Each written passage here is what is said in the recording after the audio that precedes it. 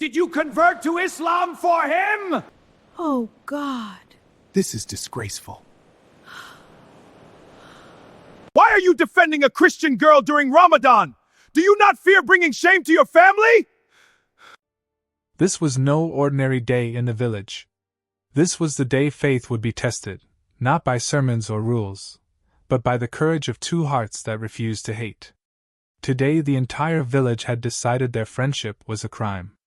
But the two young friends would force the whole village to face a truth they had ignored for years. If you believe in courage, friendship, and unity, hit like, subscribe, and walk with us through this story. The morning sun was just beginning to warm the streets of the Lagos neighborhood, painting the red-tiled roofs with streaks of gold. She hurried along the narrow alleyway, clutching her books close, aware of the occasional honk of a Danfo bus rattling past. He waited near the corner, leaning against a faded wall of peeling paint, his hands shoved deep into the pockets of his worn trousers. Late again, he teased, his voice light, but the sparkle in his eyes betrayed the worry he tried to hide. I had to help Mama fetch water, she replied, slightly breathless, offering a small smile.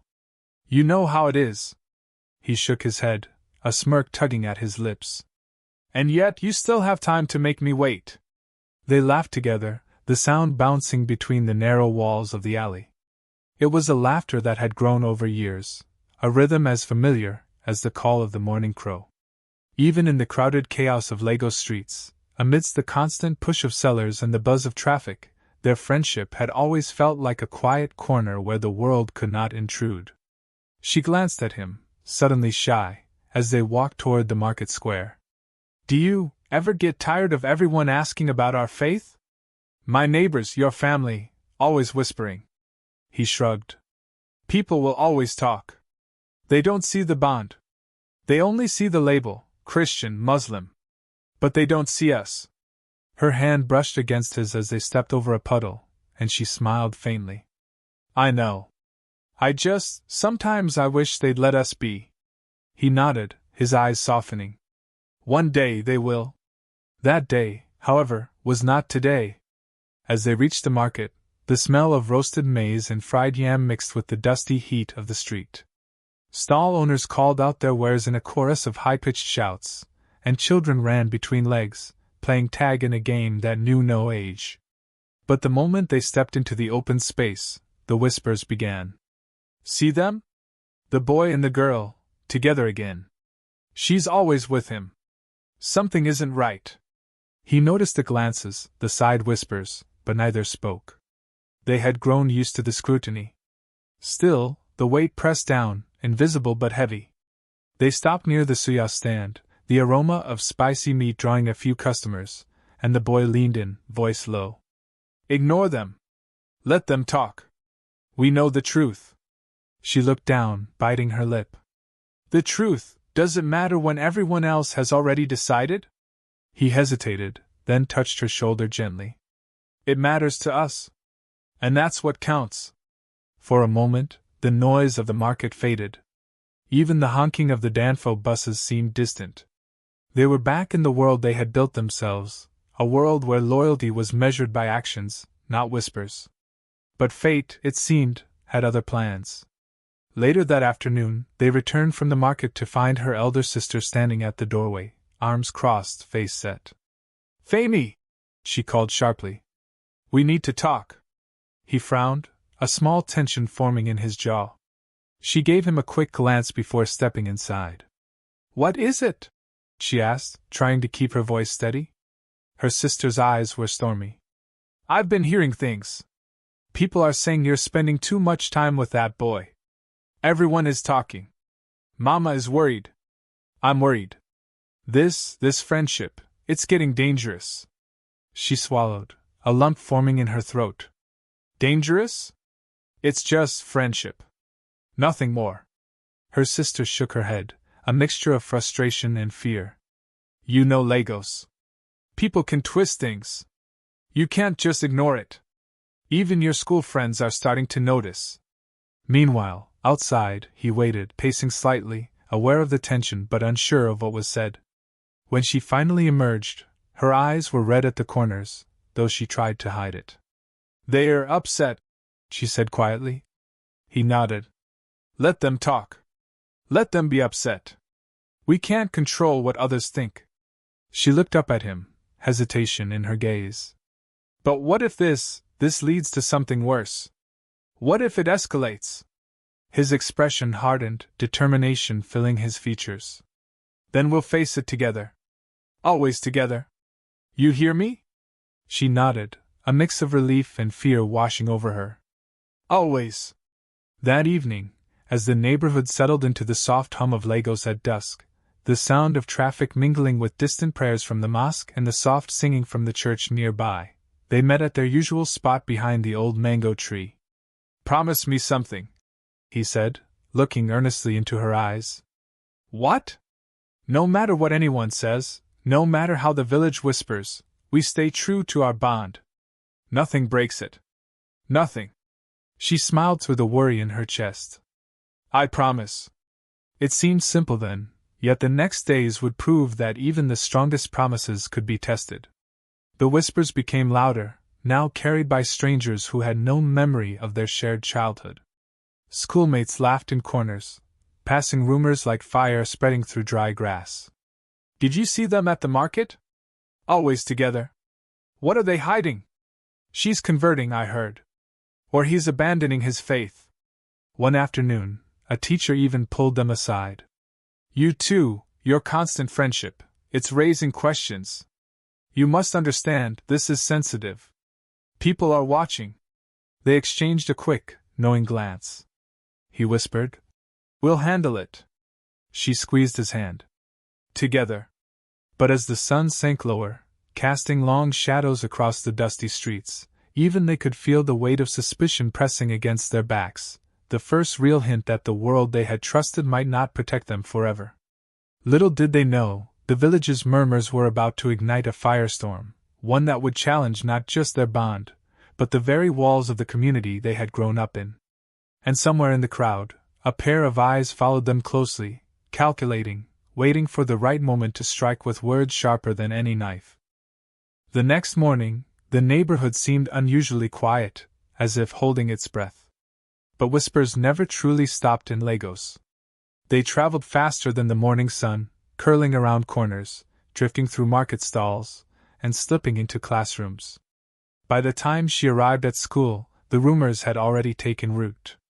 A group of girls huddled near the entrance, giggling behind their hands. "She was with him yesterday at the market again," one whispered. "I heard she's converting," another added, her voice almost conspiratorial. She forced a smile and hurried past, hoping they would leave her alone. But the words followed her like shadows, gnawing at her calm. He arrived shortly after, carrying his satchel slung over one shoulder. He caught her eye and raised a brow, silently asking if she was okay. She nodded slightly, though her stomach twisted. During class, the whispers persisted, floating through the air, impossible to ignore. One boy even leaned over, smirking. "Are you really still hanging out with him? You know people are talking, right?" She glanced at him, wishing he could make it stop. His hand found hers under the desk, squeezing gently. No words, just reassurance. That small gesture was enough to steady her trembling heart. But it was outside the classroom that things began to escalate. A group of older boys had gathered near the school gate, shouting and laughing, calling out her name and his, their words sharp, mocking. "Converting, eh? You better watch yourself. He's abandoning his faith, mark my words." She felt a tear prick her eye but refused to let it fall. He stayed by her side, shielding her with his presence, his eyes scanning the crowd, daring anyone to cross them. "Let's go," he whispered, guiding her away. They turned down a narrow side street, but even there, the whispers followed, carried on the wind. She stopped and faced him, voice barely above a whisper. "What if they're right?" she asked, panic rising. "What if everyone's seeing something I can't?" He shook his head firmly. "It doesn't matter what they see. We know the truth. We've always known it. That's all that counts." But even he could feel the tension tightening around them, the way Lagos can hold you in a vice without warning. That afternoon, As they walked home through the crowded streets, a man selling akra called out to a group of neighbors. See those two? Always together. Something isn't right. Her brother, who had been waiting at the gate, frowned. Femi, come inside, he said, urgency in his tone. Inside their small compound, the atmosphere was tense. Their parents had heard the rumors too, and worry etched lines into their faces. People are talking, her mother said softly, worry dripping from every syllable. We don't want trouble. I know, Mama, she replied, struggling to keep her voice calm. It's just friendship. Nothing else. Her father's sigh carried years of unspoken caution. In Lagos, nothing is ever just friendship if people decide it isn't. Be careful. Later that evening, they met at their usual spot under the mango tree. The sky was painted with streaks of orange and pink, but the warmth of the sunset couldn't reach the chills settling in their hearts. We can't let this break us, he said, his voice steady but soft. They can whisper, shout, even try to separate us, but they won't succeed. She nodded, her voice trembling slightly. I don't want to lose what we have. Not to rumors, not to fear, not to anything. He reached out and clasped her hand. You won't. I won't let it happen. Together, remember? They stayed there for a while, letting the world go on around them, holding on to what made them stronger than the gossip or the suspicion. But the next day, the whispers transformed into something sharper. A teacher called them to the headmaster's office, his face set and serious. You too, he began, voice low but stern. People are talking. Your friendship, it's creating tension. I need you to understand the responsibility of being seen together in public. She felt her heart sink. Sir, it's just friendship. Do not interrupt, he said firmly. I'm not asking if it's just. I'm telling you what people are saying. He shot a glance at her friend, his expression unreadable. This isn't punishment. It's a warning. Choose your actions wisely. They left the office, walking in silence.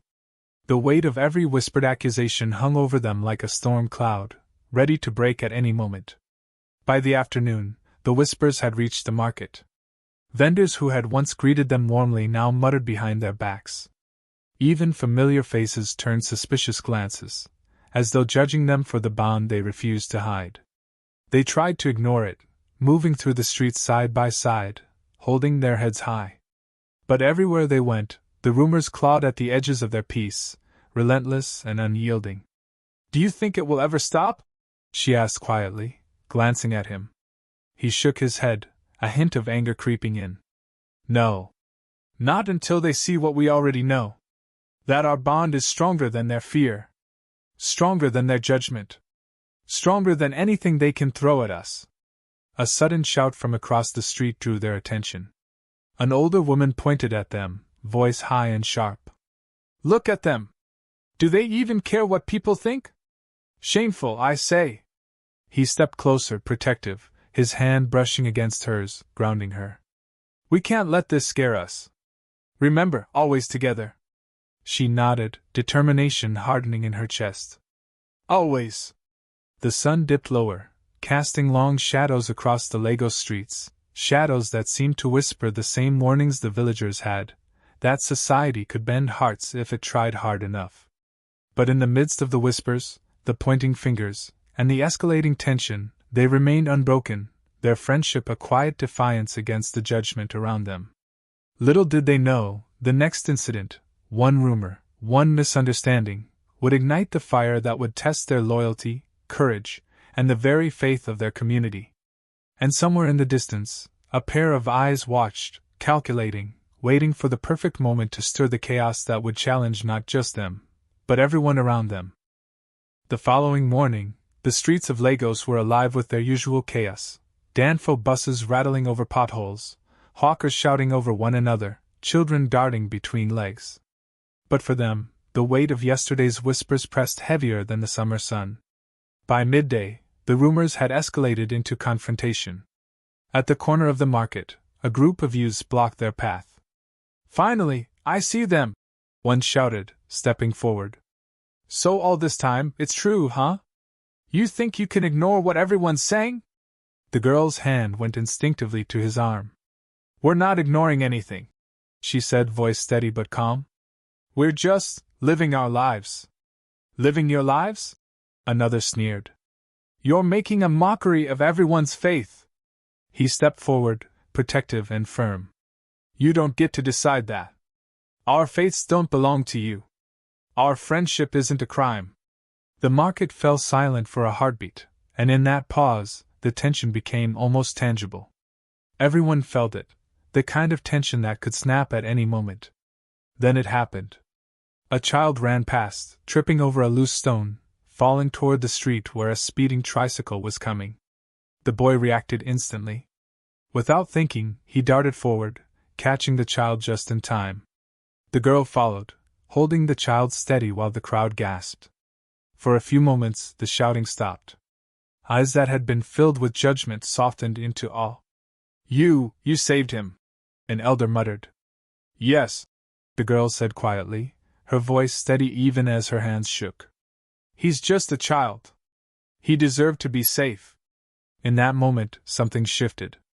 The crowd, previously ready to attack with words, began to see them not as threats but as human beings, capable of courage and care beyond faith or gossip. The elders of the market stepped forward, whispering urgently to one another.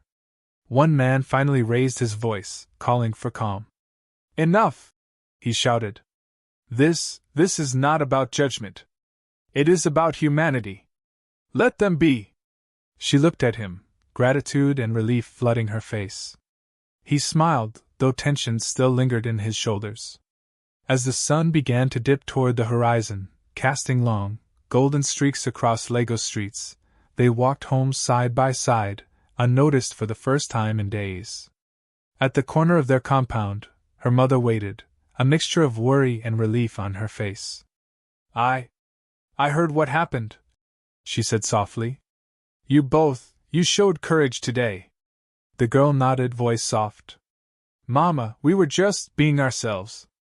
Her father stepped forward, placing a hand on her shoulder. "Being yourselves doesn't make you wrong. Today everyone saw what we always knew, your bond is strong, and your hearts are true." That evening, under the old mango tree, they sat together quietly. The neighborhood had settled, whispers replaced by the gentle hum of Lagos at dusk, the calls to prayer blending with the distant church bells. He turned to her, eyes serious but soft. "You see?